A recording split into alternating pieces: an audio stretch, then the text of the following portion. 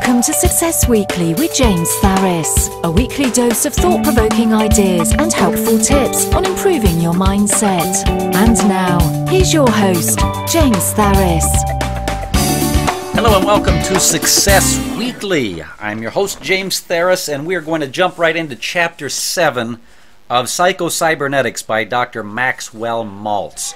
If you haven't yet purchased this book, I highly recommend that you purchase it if you want to identify the things in your life keeping you from more success. This book really contains it all. And I could say the same thing for many, many books, but this is one of those books. In fact, it's one of the books that I have some of my higher ranking black belts read and write a book report on because I think that it's that valuable. So anyway, we're going to jump right into Chapter 7, which is called You Can Acquire the Habit of Happiness. And let me read what I highlighted on the very first page here. Happiness is a good medicine. When thinking pleasant thoughts, they could see better, taste, smell, and hear better, and detect finer differences in touch. And he was talking about doing some kind of an experiment and found that people, when they were thinking pleasant thoughts, they could see better, taste, smell, and hear better, and detect finer differences in touch. And isn't that the truth? Anytime we're happy, when let's say we're in a really great mood and we go outside and the day is kind of a nice sunny day, we just recognize the day as a really, really great day, right? But if we're really mentally unhappy, it could be super sunny outside, nice and warm and beautiful, and we would think a lot less of it because we were in a bad mood. I mean, I don't know if you've ever had that, but I certainly have had days where I've gotten a huge bill, and all of a sudden the day wasn't so great anymore, even though it was beautiful outside. I couldn't enjoy the beauty because I was suddenly in a bad mood. It says memory is greatly improved and let's see, Margaret Corbett has found that memory is greatly improved and that the mind is relaxed when the subject is thinking pleasant thoughts. So really it boils down to kind of thinking pleasant thoughts and learning how to become more optimistic and cheerful. Let's see, it says optimistic, cheerful businessmen who looked on the bright side of things were more successful than pessimistic businessmen. Now, as a businessman myself, I can vouch for that 110% if there were such a percentage that could be vouched for. I remember in 2009, 2008, the stock market crashed and we went into what's now known as the Great Recession. And I remember I wasn't bothered by that whatsoever. And the reason that I wasn't bothered by that whatsoever, and it had no effect on my business whatsoever, was because I was associating with a group of people at the time that were telling me that recession is more a mindset than it is a physical reality. Now, there's some truth to actually, hey, if you lose your job, you lose your paycheck. Well, I get that. But really, when you're a business person, your paycheck relies on customers, and you can go and generate business and create customers at will. That's your opportunity anytime you want to. So if you get into a negative state of mind and you think to yourself, well, there are no more customers and I'm having trouble, then of course that affects your performance and ability to attract those customers and bring them into the store. Let's say if you have a jewelry store, there are still people, even during a recession or even a depression, there are still people that went out and bought expensive cars, expensive watches, expensive rings, had lavish vacations or whatever. So the recession was really more about people's state of mind than it was about their physical reality. Now that's not barring somebody that lost their job after 20 years and couldn't find work. I'm not speaking about those kind of situations, and I feel for people that were in those situations. But that wasn't my situation. At the same time, there were people in my industry that were in a terrible place. They were in a bad way, and every time I got around them, I could just hear them. All they did was complain about how the students kept quitting and they couldn't find any more students. And all the while, I had none of those problems. In fact, I flourished during 2008, 2009, and 2010. Now, something happened in 2010 that was really telling, and it kind of fits this narrative a little bit. I got very sour on life at that time. I remember, I think I was going through my midlife crisis. I think that's kind of where it began. And I think that's the time where I started realizing that I was losing my hair. And I had prior to that, I had always had a very full, thick head of hair.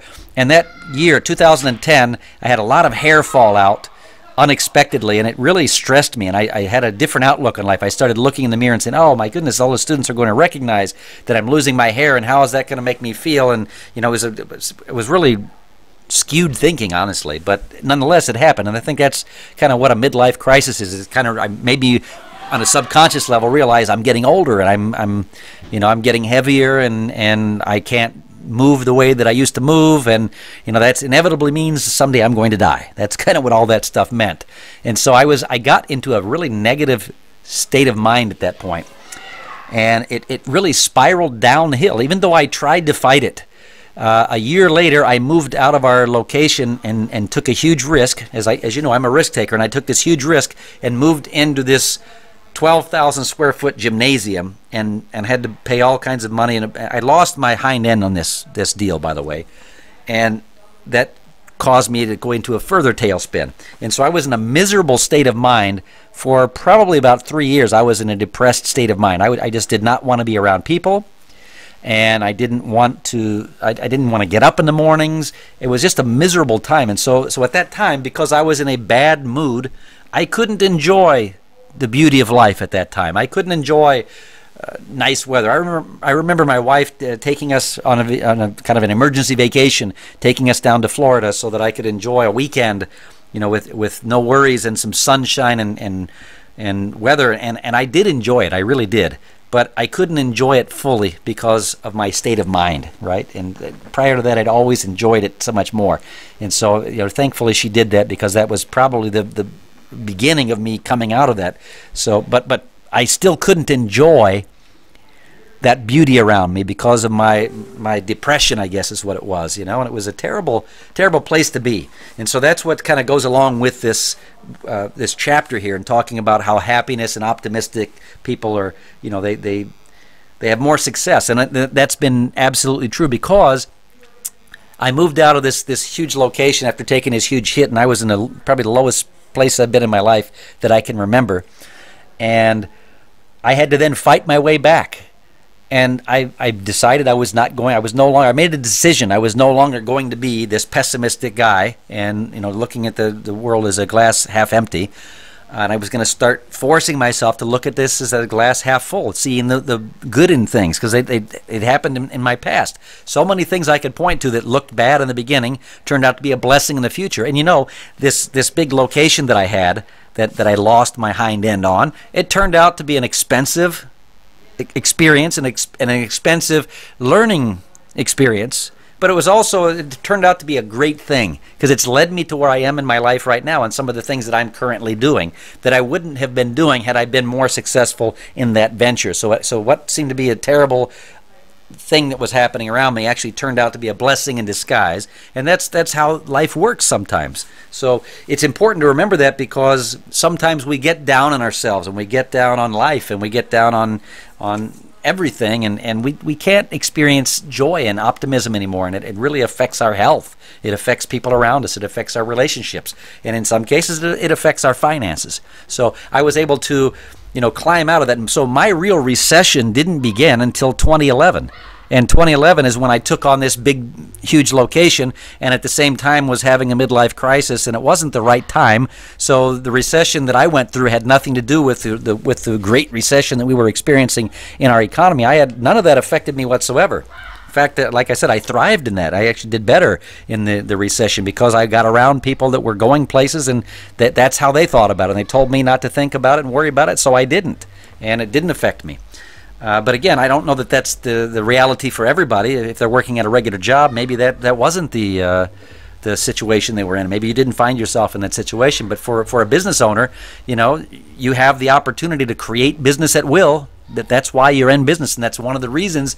It's one of the benefits of being in business, is you get the ability to make your own way.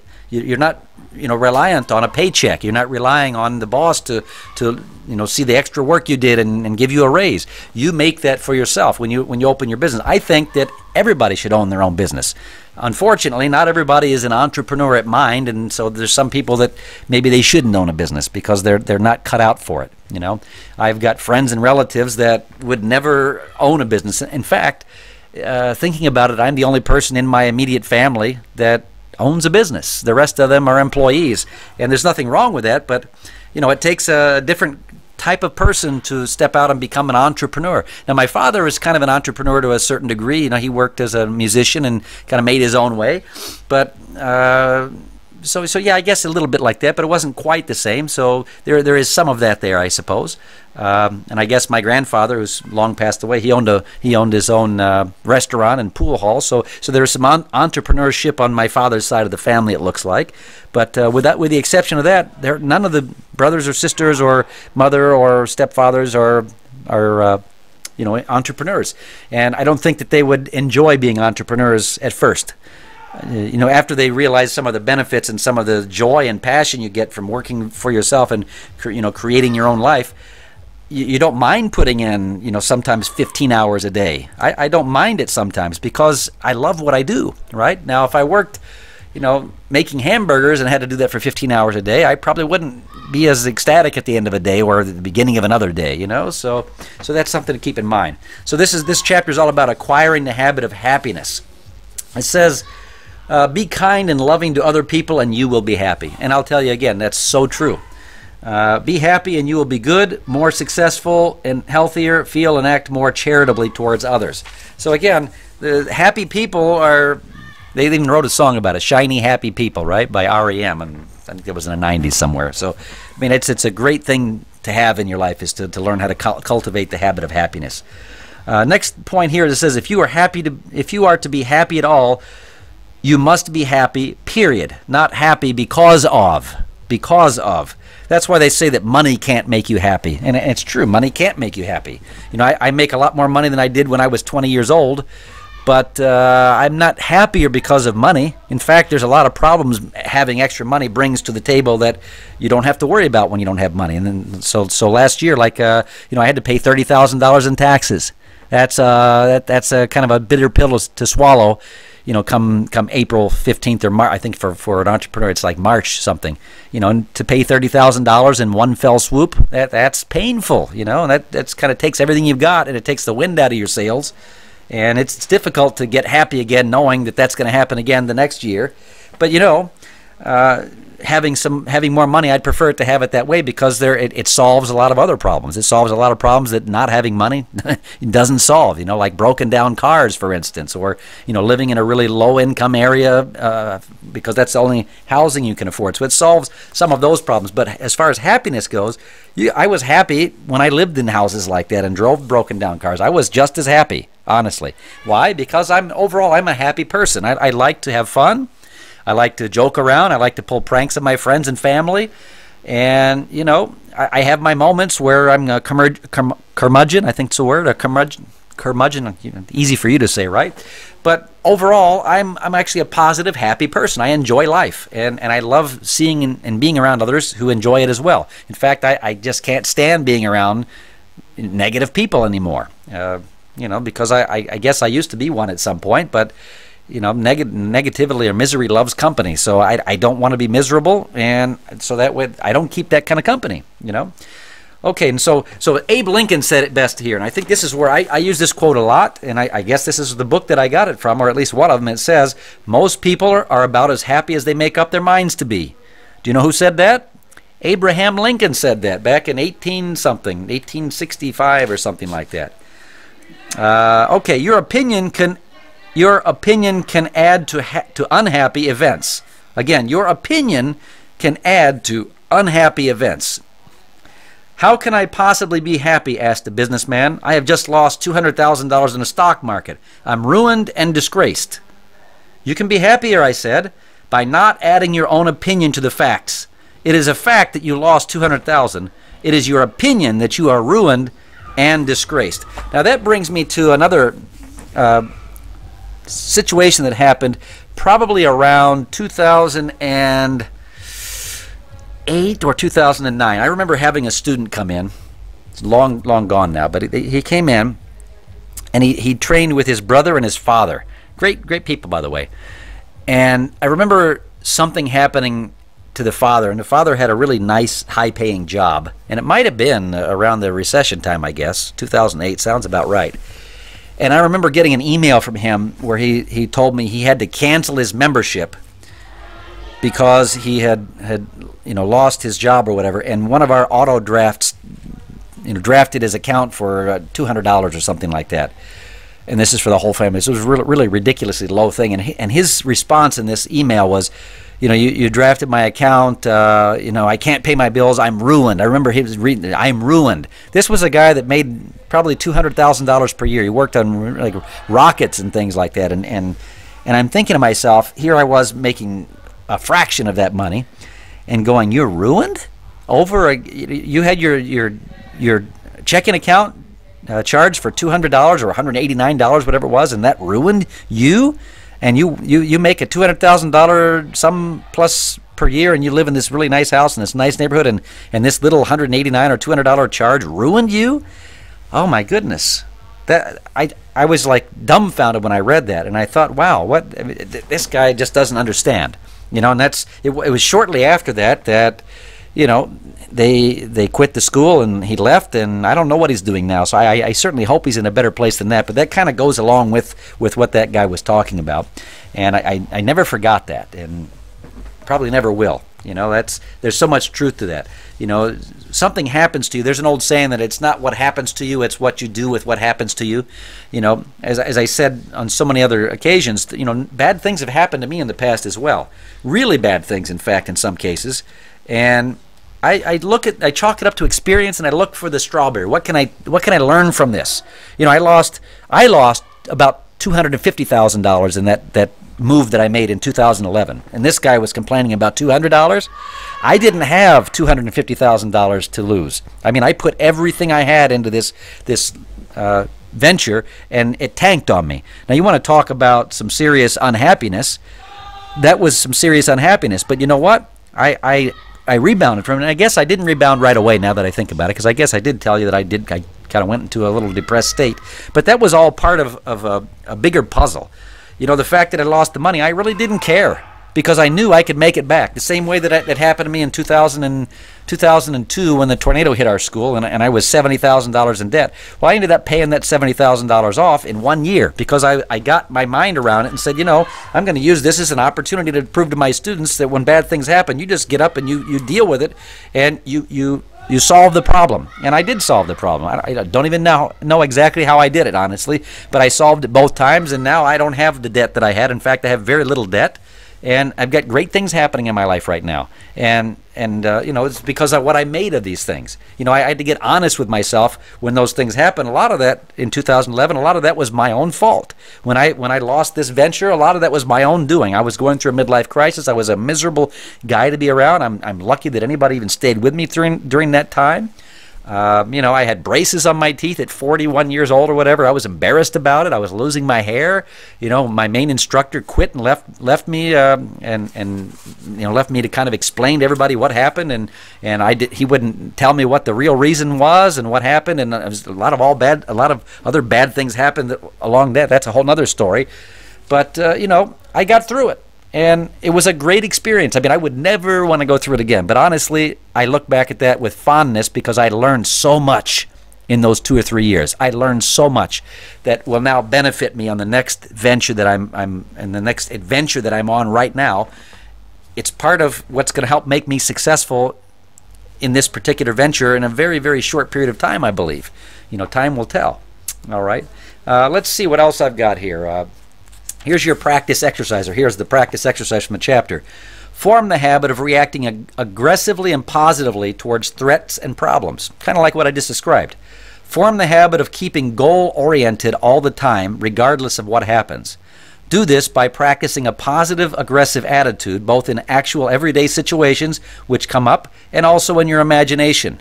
See yourself in your imagination taking positive, intelligent action towards solving a problem or reaching a goal.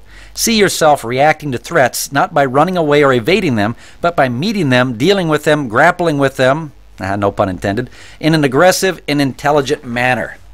So again, that's what this whole thing's about. It's if you're going to be happy, you got to make up your mind you're going to be happy, and your happiness is not going to be decided upon whether or not you have enough money or not. Of course, having a little extra money doesn't hurt, but I'm telling you, there are millionaires that kill themselves every day because they're unhappy, and it's not that it was money that brought the unhappiness on. It was something else, and my charge to you is to look at what's going on around you right now. Are you having some problems and challenges in your life?